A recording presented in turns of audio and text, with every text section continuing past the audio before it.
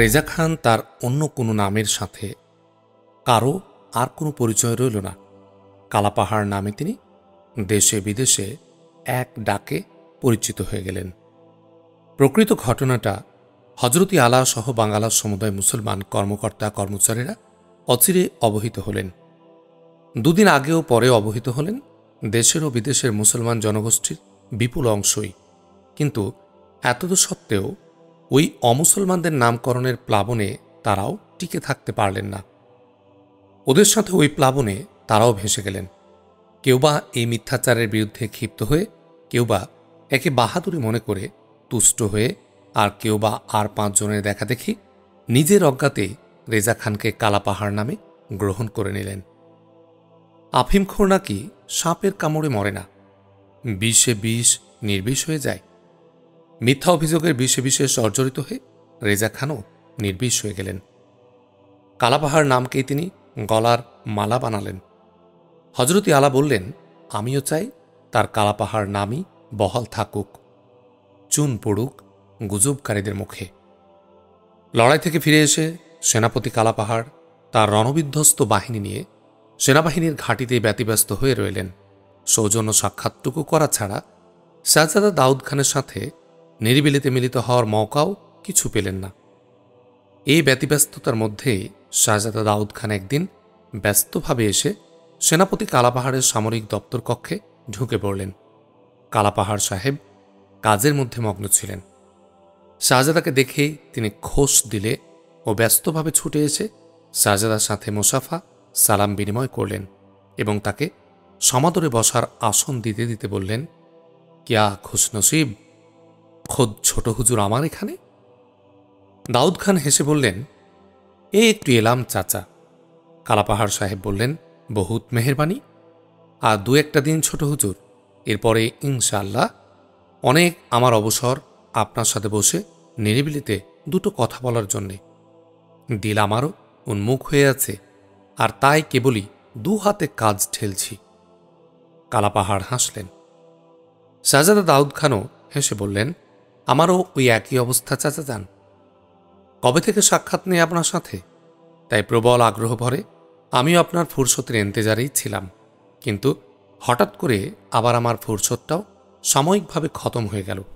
এ কারণে বাধ্য হয়ে এখানে ছুটে এলাম। সেনাপতি কালাপাহাড় বিস্মিত কণ্ঠে বললেন, আপনারা ফুরসতটাও কম হয়ে গেল মানে? হঠাৎ আব্বাজান আজকে আমাকে জরুরি এক কাজে বিহারে রওনা হওয়ার আদেশ দিলেন। আজকে বিকালে রওনা হতে হবে। হপ্তাখানেকের কমে আমার ফিরে আসা সম্ভব নয়। তাই নাকি? মন আর মানল না, তাই যাবার আগে ছুটে এলাম জঙ্গি চাচার দপ্তরে। ভাবলাম তার জঙ্গ ঘটিত কাজ কামের মধ্যে তার সাথে একটু মোলাকাত করে আসি। বহুত মেহেরবানি, বহুত মেহেরবানি। এই অবস্থায় মোলাকাতটা না হলে আমি দুঃখই পেতাম। তাই এদিকের খবর তো কিছু জানি নে, ছোট হুজুরের দিনকাল কেমন কাটছে? শাহজাদা ব্যস্ত কণ্ঠে বললেন, আমার কথা পরে বলছি, তার আগে আমি চাচা হুজুরের কথাটাই শুনতে চাই।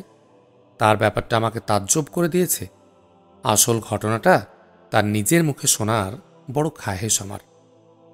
কোন ঘটনা শাহজাদা? ওই যে মন্দির বিগ্রহ সব শেষ। ক্লিষ্ট হাসি হেসে কালাপাহাড় সাহেব বললেন, লাঠি ছান্দা সহজ ছোট হুজুর, কিন্তু মানুষের মুখে ছান্দবেন কি করে? তা ঠিক, তা ঠিক। আমিও শুনেছি ওদের ওই অভিযোগটা অনেকখানি ভিত্তিহীন। অনেকখানি নয়, বিপুল অংশেই ভিত্তিহীন।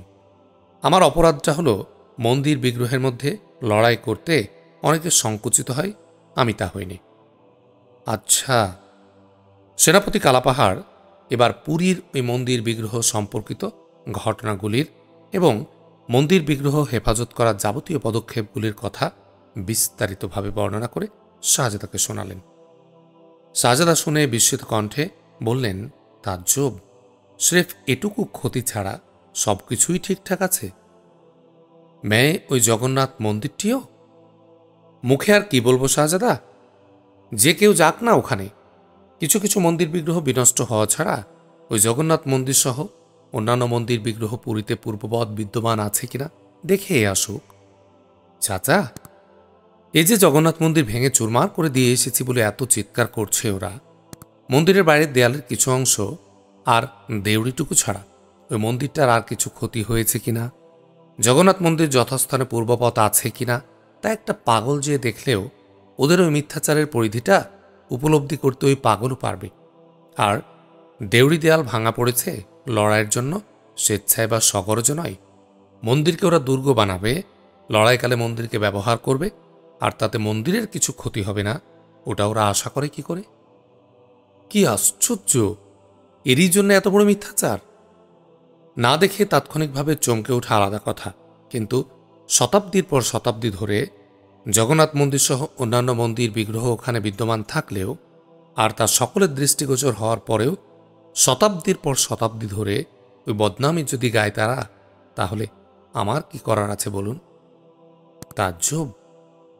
আগে যে আমি মন্দির বিগ্রহ ভেঙেছি তা অন্য ব্যাপার, কিন্তু পরধর্মে অকারণে এবং ইসলামের নীতির বিরুদ্ধে আঘাত করার মতো কমজোর ইমান নিয়ে মুসলমান আমি হইনি। ঠিক চাচা, ঠিক। এরপর আর কিছু বলারই অবকাশ নেই। উভয়ে কিছুক্ষণ নীরব হয়ে রইলেন। এরপর কালাপাহাড় সাহেব হেসে বললেন, ওসব কথা থাক, এবার ছোট হুজুরের কথা শুনি। তাকে তো আবার মাঝে মধ্যে জিন পরিতে ধরে, ওসব জিন পরির আসর আকর্ষণ কেটেছে কি?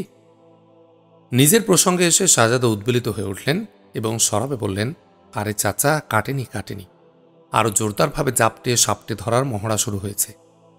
কালাপাহাড় সাহেব উদ্গ্রীব হয়ে বললেন, বলেন কি? জোরদারভাবে জাপটে সাপটে ধরার মহড়া কোথায়? ওই মুরাদ খান সাহেবের অন্দরে।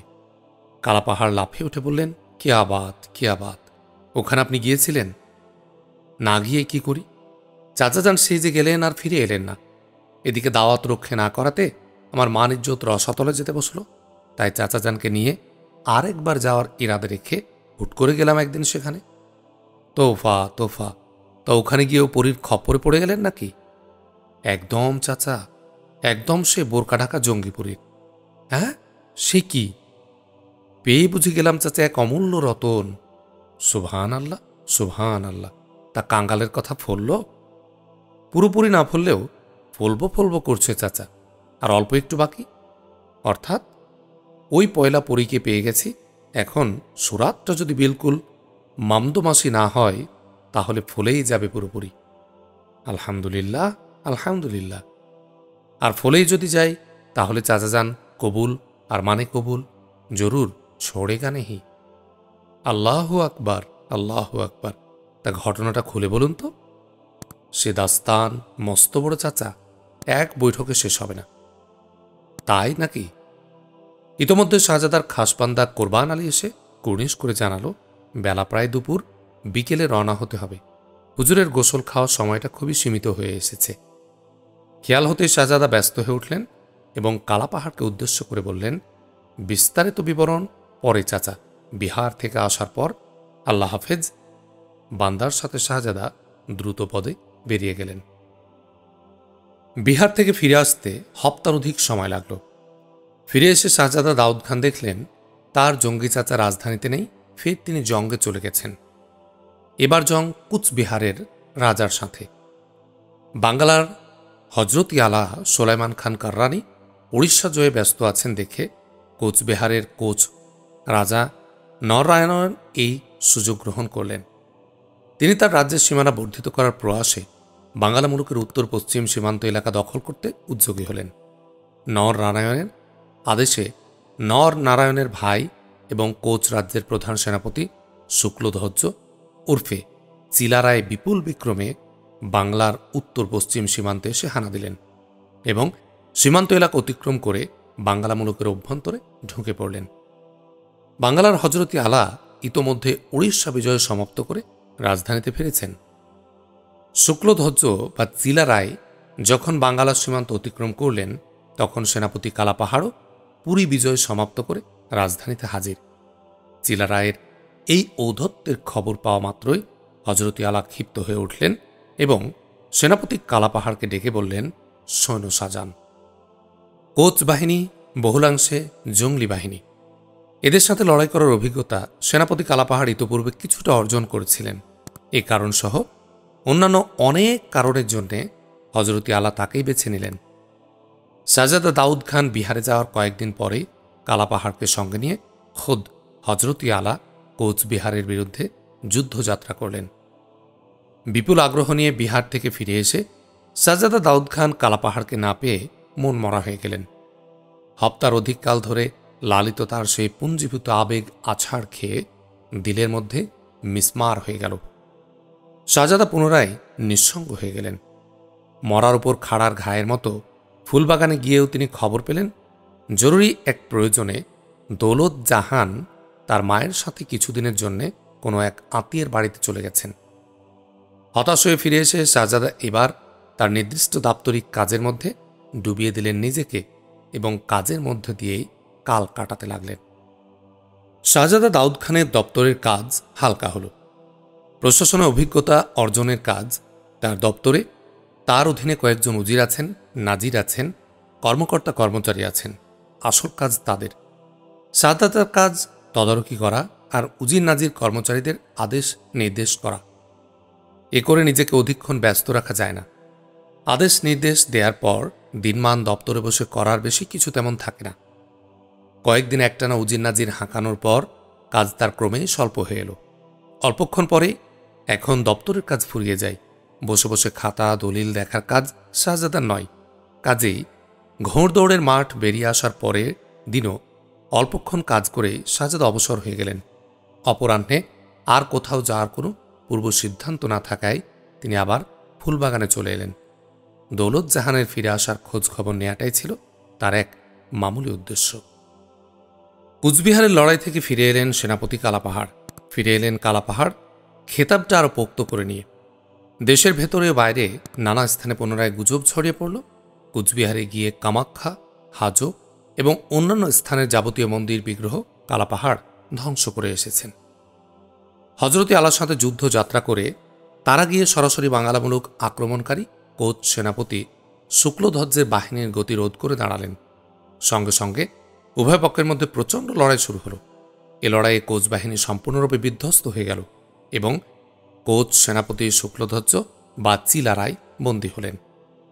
কুচবিহার রাজ নর নারায়ণের ওই ঔদ্ধত্যের শাস্তি প্রদান কল্পে কালাপাহাড়কে সঙ্গে নিয়ে হজরতি আলা সুলাইমান খান কাররানি কুচবিহার রাজ্যের অভ্যন্তরে ধাবিত হলেন এবং কোচ রাজ্যের রাজধানী কুচবিহার অবরোধ করলেন। দীর্ঘ সময় ধরে কোচ রাজা নর নারায়ণ এ অবরোধ মুক্ত করার আপ্রাণ চেষ্টা করলেন। ব্যর্থ হয়ে অবশেষে হজরতি আলার কাছে সন্ধির অনুরোধ পাঠিয়ে বন্ধুত্ব কামনা করলেন। তিনি যুক্তিস্বরূপ দেখালেন দিল্লির বাদশাহ আকবর শাহ বাঙ্গালা বিহার উড়িষ্যা এবং কোচ রাজ্যসহ এই পূর্ব অঞ্চলটা গোটাটাই দিল্লি সাম্রাজ্যের অন্তর্ভুক্ত করার প্রস্তুতি গ্রহণ করেছেন। দিল্লির আগ্রাসন প্রতিহত করা এখন উভয়ের জন্য অপরিহার্য হয়ে পড়েছে। যা হবার তা হয়ে গেছে। এ মুহূর্তে তাদের আর নিজেদের মধ্যে কলহ বিদ্যমান থাকা সমীচীন নয়। পরস্পরের বন্ধু হয়ে এ মহা দুর্যোগ একসাথে ঠেকানোর আর বিকল্প কিছু নেই। হজরতি আলা সুলাইমান খান কাররানিও এ আশঙ্কা ছিল। দিল্লির বাদশাহ আকবর শাহর কার্যক্রম থেকে প্রকৃতপক্ষে এমন এক বিপর্যয়ের সম্ভাবনা ক্রমে স্পষ্ট হয়ে উঠেছে। আকবর শাহ ইদানিং হিন্দুস্তানের এ অঞ্চলে ব্যাপক সৈন্য সমাবেশ শুরু করেছেন। নয়া নয়া সেনাপতি ও সেনাবাহিনী তার এ অঞ্চলের শাসনকর্তাদের অধীনে তিনি প্রেরণ করেছেন। তাই জিদ ধরে থেকে পাশেই কাউকে শত্রু বানিয়ে রাখা ঠিক নয় বোধে তিনিও নর নারায়ণের সন্ধির প্রস্তাব গ্রহণ করলেন। উজির লোদি খানের জোরদার আক্রমণ ক্রমেই তিনি এই পরামর্শে পদক্ষেপ নিলেন। উভয়ের মধ্যে সৌহার্দ্য স্থাপন হয়ে গেলে হজরতি আলা চিলারায়কে মুক্তি দিলেন এবং কোচ রাজ্যের রাজধানীর অবরোধ তুলে নিয়ে কালাপাহাড় সহকারে বাঙ্গালা মুলুকে ফিরে এলেন। সেনাপতি কালাপাহাড়ের বীরত্বেই কোচ বাহিনীকে পরাজিত করা এবং রাজধানী কোচবিহার অবরোধ করা সম্ভবপর হয়েছিল। এই অবরোধ অপ্রতিহত রাখায় কালাপাহাড়ই ছিলেন হজরতি আলার প্রধান শক্তি। কালাপাহাড়কে দূরে রাখার অবকাশই তার ছিল না। সন্ধি স্থাপন হয়ে গেলে কালাপাহাড়কে সঙ্গে নিয়ে হজরতি আলা তান্ডায় ফিরে এলেন। ওদিকে আবার কামাখ্যা, হাজো প্রভৃতি স্থানগুলি কোচবিহার থেকে অনেক দূরে অবস্থিত। ৬০-৭০ ক্রোশের মতো ব্যবধান। বাঙ্গালার বাহিনী কোচবিহারের বিরুদ্ধে আগ্রাসন ঠেকানো কল্পে যুদ্ধযাত্রা করেছিল। এসব অঞ্চল জয় করতে যাওয়ার কোনো অভিপ্রায় বাঙ্গালার বাহিনীর ছিল না। সুতরাং ৬০-৭০ ক্রোশ দূরে কালাপাহাড়ের ওই সব মন্দির ভাঙতে যাওয়ার প্রশ্নই কিছু ওঠে না। কিন্তু যেহেতু এসব অঞ্চল কুচবিহারের দিকে অর্থাৎ বাংলা মুলুকের উত্তর পূর্বে অবস্থিত ছিল এবং যেহেতু কামাখ্যা ও হাজো সহ ওই অঞ্চলে কতগুলি উল্লেখযোগ্য দেব মন্দির ছিল, সেহেতু কিছু কিছু বাতিগ্রস্ত হিন্দুরা গুজব ছড়াতে লাগলেন কালাপাহাড় গিয়ে ওই সমস্ত মন্দিরও ভাঙচুর করে এসেছেন। বলাই বাহুল্য, অতপর কালাপাহাড় কোনো যুদ্ধযাত্রা করলে মন্দির বিগ্রহ আর রইল না বলে ধোয়া তোলা এদের এক মুদ্রাদোষে পরিণত হল। গাড়ি যখন চলে তখন ধুলোবালি সহকারে অনেক কিছুই তার পেছনে হৈ হৈ করে ছোটে, কিন্তু তাতে গাড়ির গতি আটকায় না। এমন গুজব, এমন প্রচার সকলের গা সহা হয়ে গিয়েছিল। ফলে কেউ এতে কর্ণপাতও করলেন না। গায়ের ধুলো ঝাড়ার মতো কালাপাহাড় সাহেব এটা সঙ্গে সঙ্গেই ঝেড়ে ফেলে দিলেন। এ নিয়ে ক্ষুব্ধ বা ক্ষুণ্ণ হতে গেলেন না। লড়াই থেকে ফিরে এসে সেনাপতি কালাপাহাড় তড়িৎ গতিতে হাতের কাজ শেষ করলেন এবং তৎপরেই তিনি শাহজাদা দাউদ খানের মোলাকাতের উদ্দেশ্যে বের হলেন। শাহজাদা দাউদ খান শাহী ফটকের নিকটবর্তী মেহমান কক্ষে একা একাই বসেছিলেন। কখন কোথায় গেলে তার সদ্য এ লড়াই ফেরত জঙ্গি চাচার সাক্ষাৎ পাবেন তিনি মহল থেকে বেরিয়ে এসে এ মেহমান কক্ষে বসে সে কথাই ভাবছিলেন। ইতোমধ্যে খুঁজতে খুঁজতে কালাপাহাড় সাহেব যখন সেখানে এসে হাজির হলেন তখন তিনি আনন্দে আত্মহারা। কালাপাহাড় সাহেবকে দেখেই তিনি আসন থেকে লাফিয়ে উঠে তার দিকে ছুটে এলেন এবং উল্লাস ভরে সালাম মুসাফা করতে করতে বললেন, কি তাজ্জব, কি তাজ্জব! আরে চাচা, আমি তো বসে আপনার কথাই ভাবছি, আর কোথায় গেলে পাবো আপনাকে সে চিন্তাটাই করছি। কালাপাহাড়ও খুশি হয়ে বললেন, তাই নাকি ছোট হুজুর? আচ্ছা আচ্ছা, বিলকুল চাচা, আসুন আসুন। কালাপাহাড়কে টেনে এনে পাশের আসনে বসালেন। লড়াইয়ের খবর শাহজাদা ইতোমধ্যেই শুনেছেন, তবু কুশলাকুশল সহ সে সম্পর্কে মামুলি কিছু আলাপ আলোচনা মুহূর্ত খানেক করলেন। এরপর তার নিজের কথায় আসতে শাহজাদা দাউদ খান আবেগ ভরে বলে উঠলেন, কতল চাচা হুজুর, বিলকুল আমি কতল হয়ে গেছি। সেনাপতি কালাপাহাড় সাগ্রহে বললেন, কি আবাদ, মিল গায়া, মিল গায়া, আসলে সোনা মিল গায়া, অর্থাৎ পেয়ে গেছি চাচা হুজুর, পেয়ে গেছি সেই অমূল্য রতন। পেয়ে গেছেন? একদম একদম। ওহ, কি তাজ্জব আপনার আন্দাজ চাচা! ওই মুরাদ খানের অন্দরে যে এমন রত্ন পড়ে আছে এটা আমি কল্পনা করতেই পারি না। বলেন কি, তা কেমন রত্ন শুনি? ওই ঢাকাপুরি খোলাপুরি এক পুরি চাচা, দুসরা কিছু নয়। আর সে পুরি ওই খান সাহেবের নাতনি। কালাপাহাড় সাহেব বিপুল বিস্ময়ে বললেন, সুবহান আল্লাহ, সে কি ওই খান সাহেবের নাতনি? জি জি, ওই গুণের রানী, রূপের রানী, সবই একাই উনি। শাহজাদা, উনি সে আওরাত যিনি বজরা থেকে শুরু করে কদমতলা হয়ে মুরাদ খানের অন্দর পর্যন্ত সর্বত্রই পুনঃ পুনঃ চমকে দিচ্ছেন আমাদের। আবেগে বিস্ময়ে অভিভূত হয়ে সেনাপতি কালাপাহাড় ফের বললেন, কি আতাজ্জব, কি আতাজ্জব! এই যে আলিফ লাইলার কিচ্ছাকেও হার মানিয়ে দিল। একদম তাই চাচা। তা ব্যাপারটা কি শুনি? শাহজাদা এত তথ্য জোগাড় করলেন কি করে? শাহজাদা দাউদ খান এবার পূর্বপর তামাম ঘটনা বর্ণনা করে শোনালেন। এরপর স্মিত হাসে বললেন, মার গিয়া চাচা, মে বিলকুল মুর্দা বান গয়া। তন্ময় হয়ে তামাম ঘটনা শোনার পর কালাপাহাড় সাহেব মুখ তুলে বললেন, মতলব ওই একটাই, জান কবুল আর মান কবুল। ওই অমূল্য রতন শাহজাদা চাই? চাচা হুজুর বিজ্ঞজন। শাহজাদা দাউদ খান হাসলেন। কালাপাহাড় সাহেবও তার সাথে হেসে আস্তে আস্তে গম্ভীর হয়ে গেলেন। কিছুক্ষণ দম ধরে থাকার পর তিনি গম্ভীর কণ্ঠে বললেন, চাচা যান, এ হল মানবদিলের চিরন্তন দস্তুর, স্বাভাবিক ও শাশ্বত এক স্বীকৃতি। চাচা, কালাপাহাড় সাহেব উদাস হয়ে বললেন, বাদশা নয়, ফকির নয়, ইতর নয়, ভদ্র নয়, কুলীন নয়, অস্পৃশ্য নয়, দিলের চাহিদা সবারই এক, সৃষ্টির আদিম অকৃত্রিম চাহিদা। সকলে এখানে এক, সবাই এখানে সমান। ফারাক এখানে উজ্জ্বল, বৈষম্যের বেড়া এখানে মাকড়সার জালের চেয়েও কমজোর। সেনাপতি কালাপাহাড়ের অনুভূতি আঁচ করে শাহজাদা দাউদ খান সচেতন হয়ে বললেন, এ কথা কেন বলছেন চাচা? সম্বিত ফিরে এসে সেনাপতি কালাপাহাড় চিন্তিত কণ্ঠে বললেন, বোধহয় কাজটা ভালো হচ্ছে না ছোট হুজুর। কোন কাজ? এ ব্যাপারে ছোট হুজুরের স্থির সিদ্ধান্ত গ্রহণ করা। কেন চাচা? আর ন হোক, ফারাকটা তো কম নয়। ফারাক? কিসের ফারাক চাচা? উচ্চ নিচের? শাহজাদা, ইসলামে বাদশাহ ফকিরের মধ্যে কোনো ফারাক নেই, সকল মানুষই সমান। হিন্দু সমাজের মতো বিয়ে শাদির ব্যাপারে উঁচু নিচু জাত গোত্রের পালাই ইসলামে নেই। শাদি এখানে সে কারণে আদৌ নিষেধ হবে না। কিন্তু কালাপাহাড় সাহেব চিন্তামগ্ন হলেন। দাউদ খান বললেন, কিন্তু কি চাচা? হেরেমের ভাবমূর্তির ব্যাপারটা একেবারে উপেক্ষার বিষয় নয় ছোট হুজুর। নাগালের বাইরে অর্থাৎ ধরছোঁয়ার ঊর্ধ্বে শাসকের অবস্থানটাও প্রশাসনের কাজে কম সহায়ক নয়। ইসলামে ভেদ কিছু না থাকলেও বিভিন্ন জাতি, ধর্ম, মানসিকতা জনগোষ্ঠীকে শাসন করা শাসনদণ্ড বস্তুটাই বড়ই ছোঁয়াচে। এর ভাবমূর্তি রক্ষার জন্যে কিছুটা স্বতন্ত্র বজায় করার প্রয়োজন অনেকেই অনুভব করেন। এতে করে যাকে তাকে হেরেমে তুলে নিতে অনেকেই ভয় পান। এ ধরনের বোধ বা বিবেচনা ইসলাম সমর্থন করে বলে কি চাচা জানের ধারণা? মোটেই না, মোটেই না। এসব কোনো প্রশ্নই সেখানে নেই। যিনি জাগতিক সুবিধের খাতিরে বা পাছে লোকে কিছু বলে এ ধরনের শঙ্কায় ভীত হন, তার বেলাতে এসব প্রশ্ন ওঠে। কিন্তু যিনি কোনো ভয়ে ইসলামের বিধান থেকে চুল পরিমাণ নড়তেও রাজি নন, তার কাছে সব বোধের বালাই কিছু নেই। একজন ভিখারিনীকেও তিনি বেগমের মর্যাদা দিয়ে নির্দ্বিধায় হেরেমে তুলতে পারেন। তাহলে তাহলে কি শাহজাদা, এ ধরনের দুর্বলতা বাঙ্গালার হজরতি আলার মধ্যে কিছু আছে বলে কি চাচা যান মনে করেন? বড় জটিল প্রশ্ন ছোট হুজুর। আমাদের হজরতি আলা একজন পাক্কা মুসলমান। ছোট হুজুরের কাছে তা ব্যাখ্যা করার অপেক্ষায় রাখে না। তার মধ্যে এ ধরনের সংকীর্ণতা না থাকারই কথা। কিন্তু পার্শ্ব প্রতিক্রিয়ার কথাটা তো ভাবতে হবে। শাসনকার্য হজরতি আলা একক বস্তু নন, অনেক তার অঙ্গ প্রত্যঙ্গ, অনন্ত তার শাখা প্রশাখা।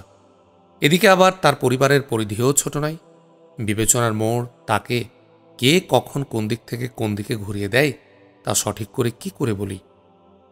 চাচা, হয়তো তারা বৈষম্যের প্রসঙ্গে এলেনই না, এমন এক প্রতিবন্ধকতা সৃষ্টি করলেন যা ইসলামের বিবেচনার ধারে কাছেও গেল না। এটা তারা করতে যাবেন কেন? যাবেনই যে এ কথা আমি বলছি নে, কিন্তু ব্যাপারটা ব্যতিক্রম ধর্মী। সকলেরই এখানে কৌতুকবোধের ফাঁক আছে। এদিকে আকৃষ্ট হওয়ার কারণ আছে, এজন্যই তো বললাম। চাচা, তাছাড়া কার কোন স্বার্থ কোথায় লুকিয়ে আছে তাই বা বলতে পারে ছোট কি হুজুর? ঘটনাটা তো সবাইকে নাচিয়ে তোলার মতোই। কিঞ্চিত চিন্তা করে শাহজাদা বললেন, তা চাচা হুজুর কি এসব বাড়তি ফ্যাসাদ সামলে নিতে পারবেন না? সেনাপতি কালাপাহাড় সঙ্গে সঙ্গে মাথা তুলে শাহজাদার মুখের দিকে তাকালেন।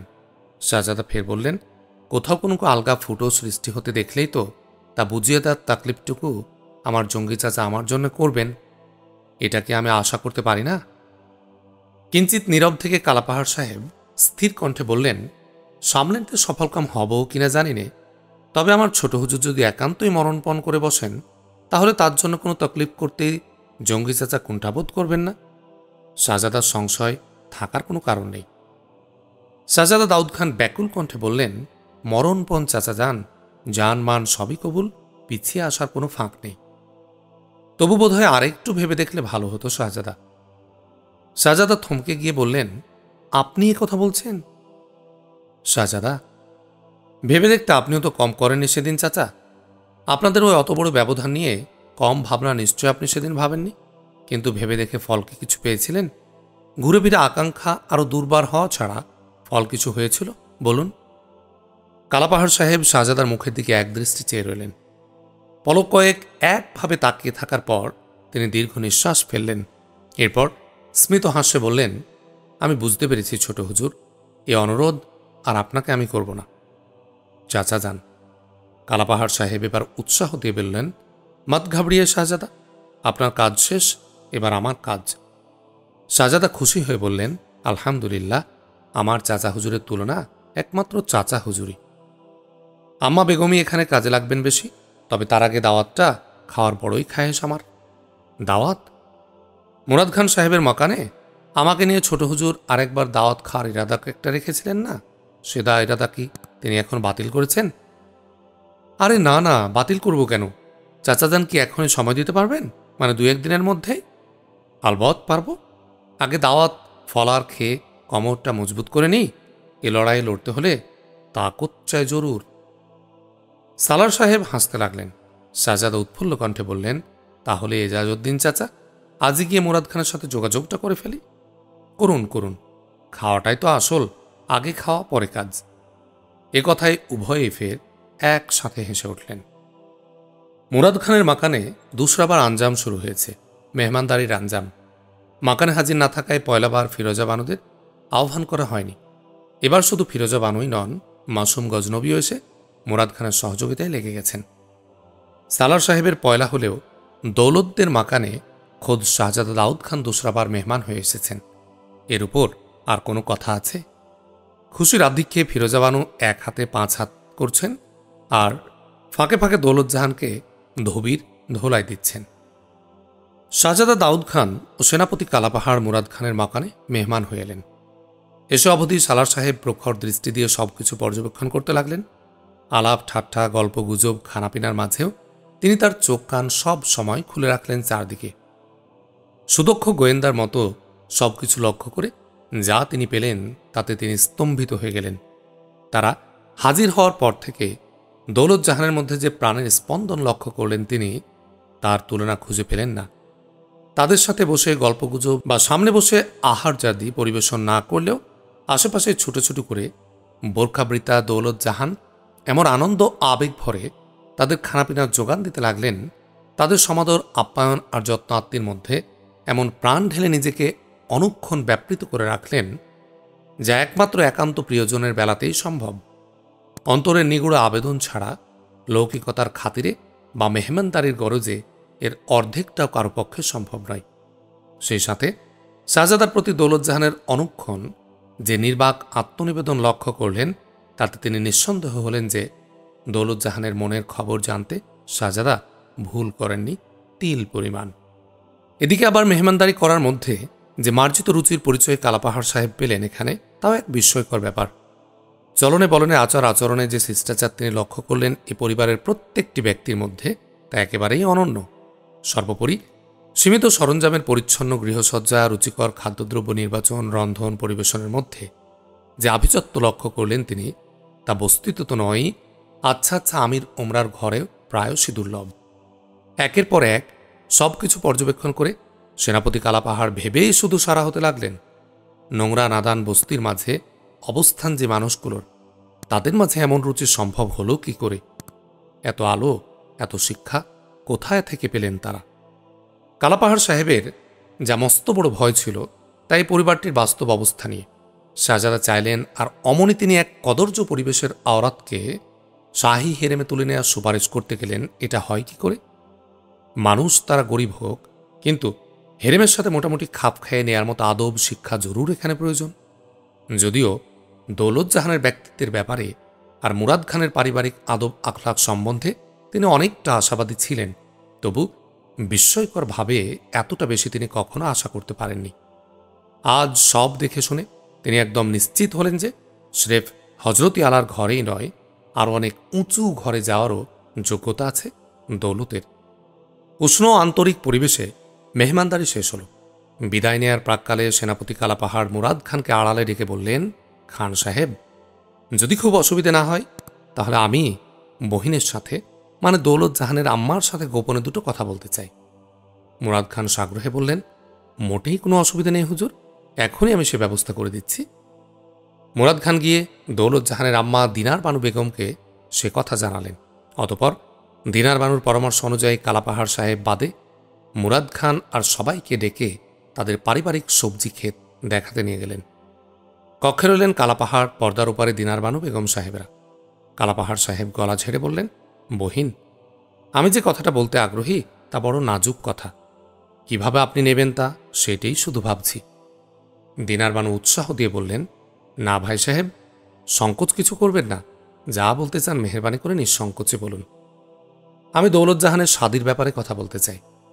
জি জি বলুন, আপনারা কি শাদিটা তার কোনখানে একান্ত চূড়ান্ত করে ফেলেছেন? দিনার বানু নিঃশ্বাস ফেলে বললেন, তার কই পারলাম ভাই সাহেব, দৌলতের যা উম্মিদ তা কখনো পূরণ হবার নয়, ওর শাদিও তাই দিতে বোধ হয় পারলামই না আর সহজে। তা সে তার উম্মিদটা কি, তাকে কিছু আঁট করতে পেরেছেন? সেটাও আর সঠিকভাবে পারলাম কই, শুধু শুনি তার উম্মিদ খুব বড়, যাকে তাকে কবুল করতে সে নারাজ। কিন্তু তার সে বড় উম্মিদ কি সে মুখ ফুটে বলেও না, আমি বুঝে উঠতে পারি না। আমি তার সে আকাঙ্ক্ষাটা আঁচ করতে পেরেছি বহিন, আপনার যদি অনুমতি পাই তাহলে আমি গিয়ে আম্মা বেগমের কাছে মেয়ে দেখার আরজটা পেশ করতে পারি। দিনার বানু চমকে উঠলেন এবং বিস্ময়ে বললেন, সে কি ভাই সাহেব, এ কি বলছেন আপনি? ঘটনাটা এই রকমই বহিন, এ নিয়ে এখন উভয় পক্ষের অভিভাবকের মধ্যে আলাপ আলোচনা হওয়া উচিত। তা মানে খোদ ছোট শাহজাদাই কি? জি বহিন, খোদ ছোট শাহজাদা আপনার মেয়ের সে উম্মিদ, আর ছোট শাহজাদারও তাকে খুব পছন্দ। ভাই সাহেব, সে পছন্দ বলেই কি ঠিক হবে না? আপনার মেয়েকে শাদী করার জন্যে উনি যার পর নেয় আগ্রহী। তাজ্জব, কিন্তু তা কি করে হবে ভাই সাহেব? কোথায় তারা আর কোথায় আমরা? এ সম্পর্ক হবে কি করে? না না না ভাই সাহেব, এটা হয় না, আর হওয়াটা পছন্দ করছি না। তা না করলে তো উপায় নেই বহিন, ওদের জিন্দেগি তো বরবাদ করে দেয়া যাবে না। ভাই সাহেব, জিন্দেগি আর যাই হোক, অনেক বিপত্তি আছে এখানে। আমি সাধ করে অশান্তি কুড়োতে চাই না বহিন। তাছাড়া কারো কাছে হাত জোর করাই বা জোর হাতে থাকায় আমি অভ্যস্ত নই। কেউ আমাকে করুণা করুক এটা আমি চাই না। গরিব হলেও মর্যাদাপূর্ণ জিন্দেগি নিয়েই আমি আজীবন থেকেছি।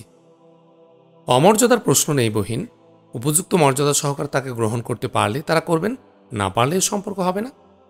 ভাই সাহেব, আপনি অনুমতিটা দিন, আমি একটু চেষ্টা করে দেখি।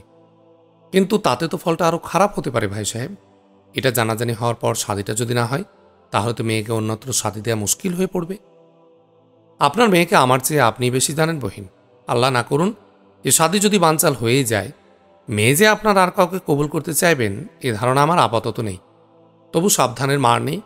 আপনার এজাজতটা পেলে গোপনেই এ নিয়ে আমি আম্মা বেগমের সাথে কথাবার্তা বলবো। একান্ত অসম্ভব মনে হলে এই আলোচনা আমি ওখানেই বন্ধ করে দেব। কিন্তু আলোচনাটা শুরু করার আগে আপনার এজাজত তো প্রয়োজন। অনেকক্ষণ চিন্তা করার পর দিনার বানু দীর্ঘ একটা নিঃশ্বাস ফেলে বললেন, এমনটি হলে তো মেয়ে আমার আশাতীত সুব্যবস্থাই হয় ভাই সাহেব। তা কথাবার্তা বলতে চান বলুন, কিন্তু শর্ত ওই একটি ব্যাপারে গোপনীয়তা বজায় রাখবেন জরুর। বিশেষ করে খোদ হজরতে আলার সম্মতি দানের আগে এনে আদৌ কোনো হইচই হওয়া চলবে না। সেদিকটাতে আমার সতর্ক নজর থাকবে। পারলে আপনিও এটা গোপন রাখার। আমাকে তা বলতে হবে না ভাই সাহেব। আমি যা জানলাম প্রয়োজনের আগে আমার মুখ থেকে দুসরা আর কেউ জানবে না। কথাবার্তা শেষ করে কালাপাহাড় সাহেব এসে সবজি খেতে হাজির হলেন। অতঃপর সবার কাছে বিদায় নিয়ে মুরাদ খানের মাকান থেকে উভয়ে যখন বেরিয়ে এলেন, তখন শাহজাদা দাউদ খান বিন্দুমাত্র জানলেন না দাওয়াত খার অতিরিক্ত সেনাপতি কালাপাহাড়ের আর কোনো কাজ ছিল মুরাদ খানের মাকানে। দাওয়াত খেয়ে ফিরে আসার পরের দিনই সেনাপতি কালাপাহাড় বাঙ্গালা মুলুকের আম্মা বেগম অর্থাৎ শাহজাদা দাউদ খানের আম্মার সাথে নিভৃতে কথা বলার মওকা করে নিলেন। আম্মা বেগম পর্দার আড়ালে তশরিফ আনলে কালাপাহাড় সাহেব তাজিমের সাথে বললেন, মহামান্য আম্মা হুজুরকে যে জন্য আমি তাকলিফ দিলাম তা হল ছোট হুজুর আলিজা দাউদ খান কাররানি সাহেবকে ঘরমুখ করার ইরাদায় আম্মা হুজুর আমাকে একদিন একটি সুন্দরী ও গুণবতী মেয়ে খুঁজে দেখার জন্য বিশেষ নির্দেশ দান করেছিলেন। আমি সেই প্রসঙ্গে আজ কিছু বলতে চাই। আম্মা বেগম ধীর কণ্ঠে বললে, বলুন, কি বলতে চান? কসুর মাফ হয়। কিছু বলার আগে আমার জানা প্রয়োজন, আম্মা হুজুরের এই ইরাদা আজও বলবৎ আছে কিনা? জরুর আছে। এখনও সে আগের মতো বেপরোয়া আর দুরন্তই রয়ে গেছে। তার মধ্যে সংযম মোটেই আসছে না। কেউ তাকে বশে আনতে পারছে না, বা তার মধ্যে ঘরের আকর্ষণ মোটেই পয়দা হচ্ছে না। যথেষ্ট সুন্দরী গুণবতী কোনো স্ত্রী ঘরে থাকলে আমার বিশ্বাস একমাত্র সেই পারবে তাকে সংযত আর ঘরমুখী করতে। আম্মা হুজুর, সেজন্যই আপনাকে আমি একথা বলছিলাম। আপনার সাথে শাহজাদার সর্বাধিক মেলামেশা, তার পছন্দ মানসিকতা আপনারই বেশি জানার কথা বলেই আপনাকে এই নির্দেশ আমি দিয়েছিলাম। এমন একটি মেয়ের সন্ধান পেয়েছি আমি আম্মা হুজুর। আম্মা বেগম খুশি হয়ে বললেন, পেয়েছেন? বহুত খুব, বহুত খুব। কালাপাহাড় সাহেব সসংকোচে বললেন, পেয়েছি তো ঠিকই, তবে তবে মেয়েটি গরিব ঘরের আম্মা হুজুর। গরিব ধনের হদিস তো আমি আপনার কাছে চাইনি। আমি চেয়েছি উপযুক্ত আদব আখলাক সম্পন্ন একটি সুন্দরী বিদুষী পাত্রী। জরুরত আমার রূপের ও গুণের, একসাথেই দুই বস্তুর। এমনটি পেয়েছেন কিনা তাই বলুন। ঘর আমি কি করব? সেনাপতি কালাপাহাড় উৎসাহ পেয়ে বললেন, পেয়েছি আম্মা হুজুর, পেয়েছি। আমার ভরসা আছে মেয়েটি আম্মা হুজুরের চাহিদা মাফিকই হবেন। তাহলে তো খুব ভালো কথা। কে সে মেয়ে? মাকান কোথায়? মাকানটা এখানেই, এই হুকুমতের এক নিম্নমান কর্মচারীর নাতনি। কে তিনি? ওই বাহির মহলের ফুলবাগিচার রক্ষক মুরাদ খান সাহেব। হ্যাঁ, মুরাদ খান সাহেব মানে তার নাতনি? জি আম্মা হুজুর। বেশ বেশ, উনি তো শুনেছি খুব ইমানদার ইনসান। সুবহান আল্লাহ, আম্মা হুজুর এ খবরও জানেন? জানি বই কি, অন্দর থেকে বাইরে শুধু খারাপ খবরটাই রাখি নে, দু একটা ভালো খবরও রাখি। তা যাক, এখন তাহলে এখন মেয়েটাকে আম্মা হুজুর নিজের চোখে দেখুন একবার, এরপরে অন্য কথা। আমি দেখব হজরতি আলাকে রেখে? জি আম্মা হুজুর, আমি মনে করি এ নিয়ে এখনই হইচই করা ঠিক হবে না। একান্তই হাতের কাছে যখন, তখন ফুলবাগানে বেড়ানোর রসিলায় গিয়ে নিজে একবার মেহেরবানি করে মেয়েটাকে দেখে আসুন। আম্মা হুজুরের পছন্দ হলে তখন কথাটা প্রকাশ করাই বোধ হয় ভালো হবে। একটু চিন্তা করে আম্মা বেগম বললেন, হ্যাঁ, এটাও মন্দ বলেননি আপনি। নিজে আগে নিশ্চিত হয়ে তবেই হজরতি আলাকে জানানো ভালো। জি জি, আমি সে কথাই বলছি। বেশ, তাহলে একটু যোগাযোগটা করে দিন, আমি বেরিয়ে আসি একদিন। সালার সাহেব যোগাযোগ করে দিলেন। বেড়ানো রসুলায় গিয়ে দৌলত জাহানকে দেখে এসে আম্মা বেগম আওয়ারা হয়ে উঠলেন। এ মেয়েই তার চাই। স্রেফ ওই চোখ ঝলসানো খুবসুরতি নয়, দৌলত জাহানের আদব আখলাকও আম্মা বেগমের মন প্রাণ হরণ করে নিয়েছে। তিনি সানন্দে চিন্তা করে দেখলেন, রূপে গুণে এত জলুস তার মেয়ে হেরেমে তার একজনও নেই। এমন মেয়ে হেরেমে এলে শাহী হেরেম রোশনায় হয়ে যাবে। আম্মা বেগম তর সইতে পারলেন না। মেয়ে দেখে এসেই তিনি তার খসম হজরতি আলার সাথে কথা বলতে ছুটলেন, কিন্তু প্রবল আগ্রহ নিয়ে কথা বলতে গিয়েও আম্মা বেগম খামোশ হয়ে গেলেন। হজরতি আলার মাথায় তখন আগুন দাও দাও করে জ্বলছে। তিনি তার হাঁক ছাড়ছেন, পাকাড়কে লাও ও নাদান জুনায়েদ গো। হজরতি আলা সোলাইমান খান কাররানি 4 ভাই, তাজ খান, সোলাইমান খান, ইমাদ খান, ইলিয়াস খান কাররানি। তাজ খানের মৃত্যুর পরে তার পরবর্তী ভ্রাতা সোলাইমান খান কাররানি মসনদে ওঠেন। বাংলার মসনদ হেফাজত করার মতো তাজ খানের তখন উপযুক্ত সন্তানাদি ছিল না। ফলে তাজ খানের মৃত্যুর পর তার জেহাদের সঙ্গী পরবর্তী ভ্রাতাদের মধ্যে বয়োজ্যেষ্ঠ বিচক্ষণ ভ্রাতা সোলাইমান খান কাররানি মসনদে বসলেন। সোলাইমান খান কাররানির শুধু 2 পুত্র সন্তানই নেই, 2 রণবিদ তীক্ষ্ণধী সম্পন্ন পুত্র সন্তান আছে। সোলাইমান খান কাররানির অপরপর 2 ভাই রাজ্য চালানোর উপযুক্তও ছিলেন না, বা সে আকাঙ্ক্ষাও তাদের কারো ছিল না। তার ভ্রাতুষ্পুত্রদের মধ্যে উল্লেখযোগ্য 2 জনের একজন তার জামাতা ও ইলিয়াস খানের পুত্র হাসনু বা হাসু খান, অপরজন ইমাদ খানের পুত্র জুনায়েদ খান। যোগ্যতার বিচারে হাসু খান কোনো দিক দিয়েই উপযুক্ত ছিলেন না। জুনায়েদ খান দুর্ধর্ষ লড়াইয়া হলেও শাহজাদাদ্বয়ের বড় একটা অধিক কিছু ছিলেন না। সুতরাং মসনদের উত্তরাধিকারের প্রশ্ন নিয়ে এদের মনে কোনো প্রকার আকাঙ্ক্ষাও ছিল না, এবং বায়েজিদ খান আর দাউদ খানের মতো সুযোগ্য বিচক্ষণ শাহজাদাদের বিদ্যমানে এ ধরনের কোনো চিন্তাও তারা কেউ কখনো করেননি। কিন্তু কথাই বলে, যার বিয়ে তার খবর নেই, পাড়াপড়শির ঘুম নেই। স্বার্থান্ত গাদ্দার মত্তব্বাজ ধুরন্ধরেরা এ নিয়ে অবিরাম অঙ্ক কষতে লাগলেন এবং এই চিন্তার মাথা ঘাম ফেলতে লাগলেন। এই গাদ্দারদের নেতা ছিলেন লোহানি গোত্রের আফগান নেতা কতলু খান লোহানি, আর এদের ব্যবহারকারী ছিলেন শাহী কর্মচারী সভাসদ রায় ভাতৃদ্বয়, বিশেষ করে শ্রীহরি রায়। কতলু খান চান প্রধান উজিরের পদ, শ্রীহরি চান এই গাদ্দারদের কাঁধে ঠ্যাং রেখে পদোন্নতির সাথে 2 হাতে অর্থনৈতিক ফায়দা লোটার মৌকা, যাতে করে ভবিষ্যতে তারা সেই অর্থে নিজেরাই রাজাবাদশাহ হতে পারেন। সালার গুজার খানের তেমন কোনো চরম লক্ষ্য না থাকলেও পদোন্নতির আশায় হুঁ ধরা সঙ্গী হিসাবে তিনি এদের দলভুক্ত হয়ে আছেন। গুজার খানের চেয়ে কতলু খান লোহানি রায়বাবুদের অধিক শরণাগত এবং অধিকতর কবজাগত লোক। কতলু খান প্রধান উজির হলে আর সেই সাথে অযোগ্য কেউ মসনদে আসীন থাকলে রায়বাবুদের পোয়া 12। রায়বাবু রায় সাহেবদের উম্মিদটা তাহলে নিশ্চিতভাবে পূরণ হয়। গভীর পানির মাছ তারা, ধরা পড়তে রাজি নন, তাই পর্দার আড়ালে বসে সুকৌশলে মেড়ার কান মুচড়ে দিতে লাগলেন। শ্রীহরি রায় একদিন কতলু খানকে টুক করে কর্ণমন্ত্র দিলেন। প্রধান উজিরের পদটা যে কতলু খান জিন্দেগিতেও পাচ্ছেন না, এটা ক্রমেই নিশ্চিত হয়ে যাচ্ছে। অতএব সময় থাকতে কতলু খানের মগজ খরচ করা উচিত। কর্ণমন্ত্র লাভ করার পর থেকে কতলু খানের মাথা মগজ বনবন করে ঘুরতে লাগল। সঙ্গী সাথী আর 5টা গার্দারের সাথে নিয়ে হরদম তিনি বৈঠক করতে লাগলেন এবং কর্ণমন্ত্রের তাৎপর্য সহকারে প্রধান উজিরের পদ পাওয়ার ফন্দি ফিকির খুঁজতে লাগলেন। অবিরাম মাথাকুটে কুল কিনারা না পেয়ে কতলু খান পুনরায় গুরুর চরণ স্মরণ করলেন। মন্ত্রণার উত্তম স্থান শিপ্রা দেবীর গানের আসর। চিত্ত বিনোদনের অজুহাতে গানের আসরে এসে একান্ত চক্রান্ত পাকানো ঢের ঢের নিরাপদ। এ আসরে এসে কতলু খান ফের শরিক হলেন। বিশেষ এ আসরে শিপ্রা দেবী গান ধরলেন সামাল সামাল তেরি হিজাব নিকাব। নির্বাচিত শ্রোতা মণ্ডলী গান শোনার ফাঁকে ফাঁকে মন্ত্রণা আঁটতে লাগলেন। শুরুতেই কতলু খান শ্রীহরিকে বললেন, রায় সাহেবের কথাটার তাৎপর্য মাথায় আমার ঢুকছে না। কিসে তিনি নিশ্চিত হলেন যে প্রধান হুজুরের পদ আমি জিন্দেগিতেও পাচ্ছি না? শ্রীহরি রায় মুচকি হেসে বললেন, এটা তো দুর্বোধ্য কিছু নয়, পরিস্থিতির প্রেক্ষিতে এটা স্পষ্ট হয়ে উঠেছে। অর্থাৎ দেখছেন না, যা কিছু করার এখনও ওই একমাত্র লোদি খানকে নিয়েই হজরতি আলা করছেন। অন্য কথা থাক, নিশ্চিত বিজয়ের মুখে কুচবিহারের রাজার সাথে ওই বেরাদরি সম্বন্ধীটাও তার পরামর্শে করলেন হজরত। আপনাদের কারো কি কোনো পরামর্শ চেয়েছেন না নিয়েছেন তিনি? ওই লোদিখানি একমাত্র বিশ্বস্ত লোক তার, উনি কি তাকে ছাড়তে পারেন জিন্দেগিতে?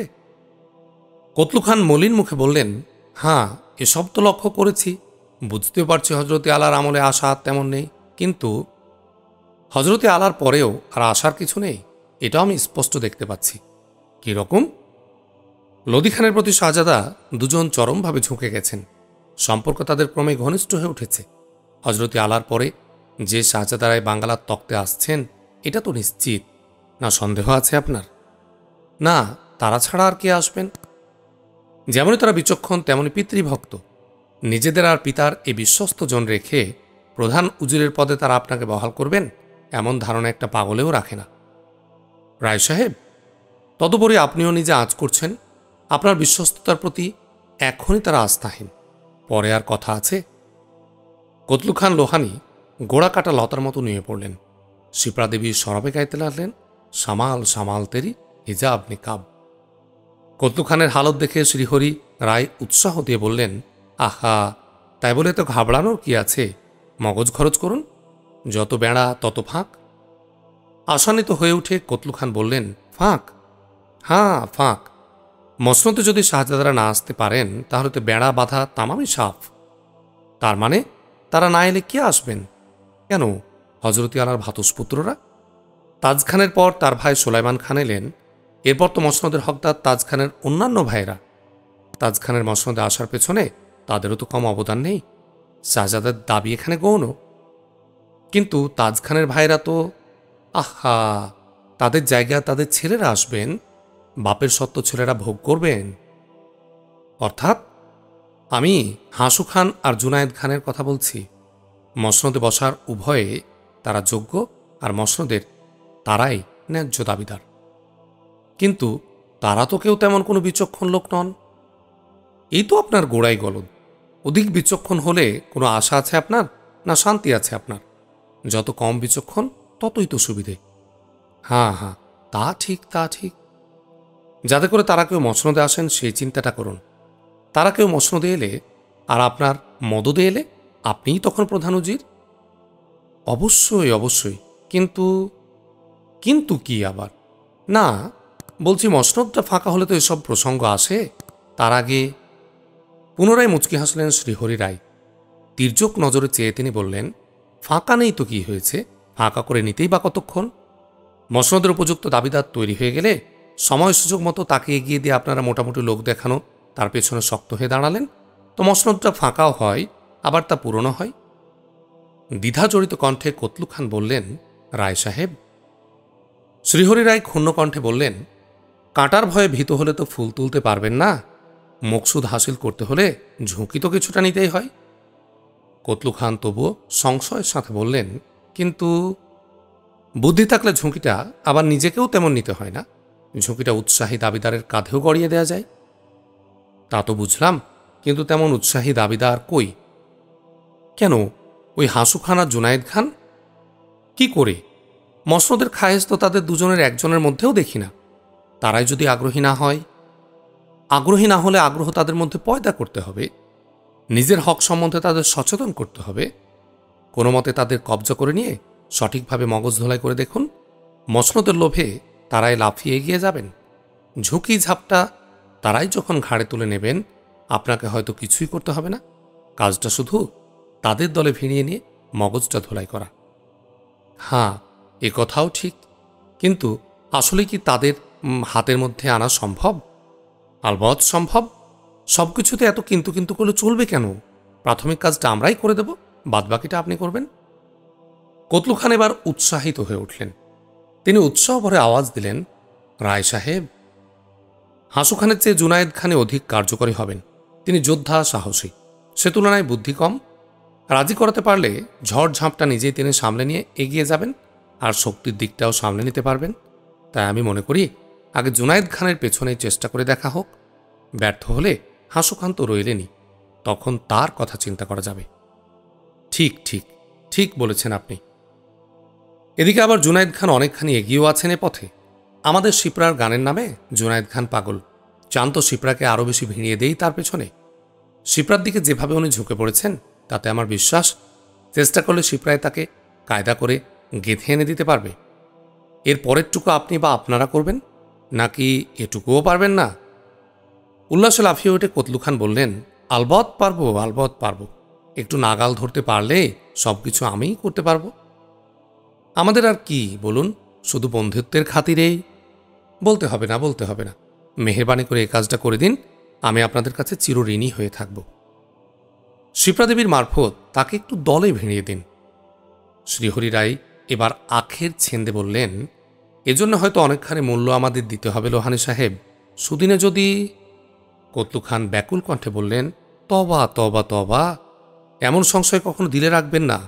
আমি আপনাদের চিরকাল গোলাম হয়েই থাকব, এ অদা আপনাদের আমি ঢালাওভাবে দিচ্ছি। আপনারা মেহেরবানি করে জুনায়েদ খানকে ঘায়েল করে দিন। মতলববাজদের মতলব হাসিল না হলেও জুনায়েদ খান কাররানি সত্যি সত্যি ঘায়েল হয়ে গেলেন। আর সে ঘটনা হজরতিয়া আলা অবহিত হওয়া মাত্রই তার হাঁক ছাড়তে লাগলেন পাকাড় কেলাও ও নাদান জুনায়েদ।